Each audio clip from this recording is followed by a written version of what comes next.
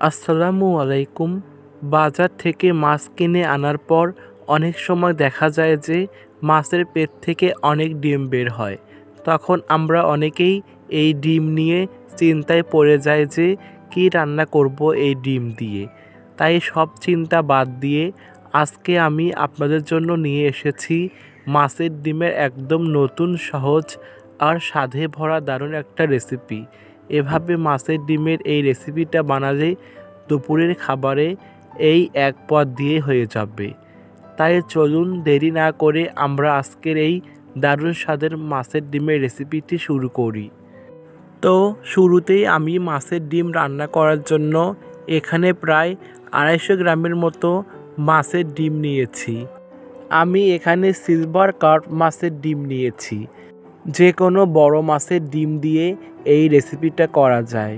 মাছের ডিমগুলো আমি একদম ভালোভাবে পরিষ্কার করে ধুয়ে নিয়েছি।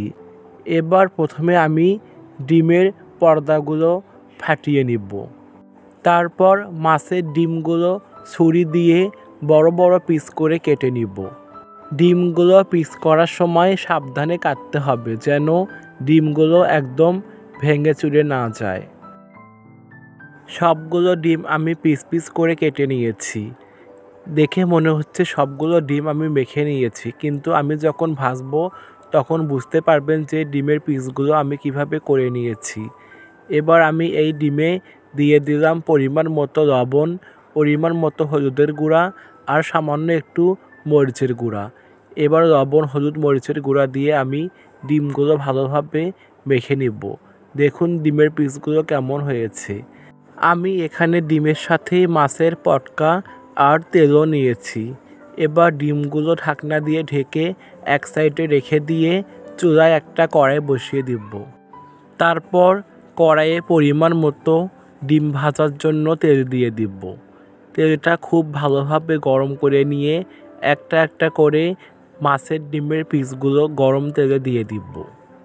চুলার আঁচটা মিডিয়াম আঁচে রেখে ডিমগুলো ভালোভাবে ভেজে নিতে হবে। অবশ্যই কিন্তু চুলার আঁচটা মিডিয়াম আঁচে রাখবেন, তা না হলে ডিমগুলো ভালোভাবে ভাজা হবে না। এবার ডিমগুলোর এক সাইড হয়ে আসলে আর এক সাইড হওয়ার জন্য উল্টে দিব।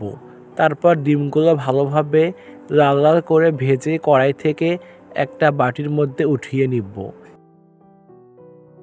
ডিমগুলো উঠিয়ে নেওয়ার পর আমি ওই তেলে অফ ক্যামেরায় 4 টেবিল চামচ তেল দিয়ে দিয়েছি।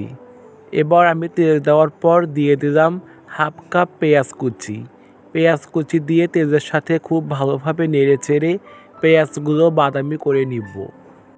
আমি এখানে সয়াবিন তেল ব্যবহার করেছি, আপনারা চাইলে সরিষার তেলেও এই রান্নাটা করতে পারেন। এবার আমি বাদামি হওয়া পেঁয়াজের মধ্যে বাটা মশলা দিয়ে দিলাম হাফ চা চামচ জিরা বাটা, হাফ চা চামচ ধনিয়া বাটা, 1 চা চামচ আদা বাটা, 1.5 চা চামচ রসুন বাটা, আর আমি দিয়ে দিলাম একটা তেজপাতা, 2 টুকরা দারচিনি আর 3টা সাদা এলাচ। এবার দিয়ে দিলাম 1.5 চা চামচ লবণ, হাফ চা চামচ হলুদের গুঁড়া আর দিয়ে দিব 1.5 চা চামচ শুকনা মরিচের গুঁড়া।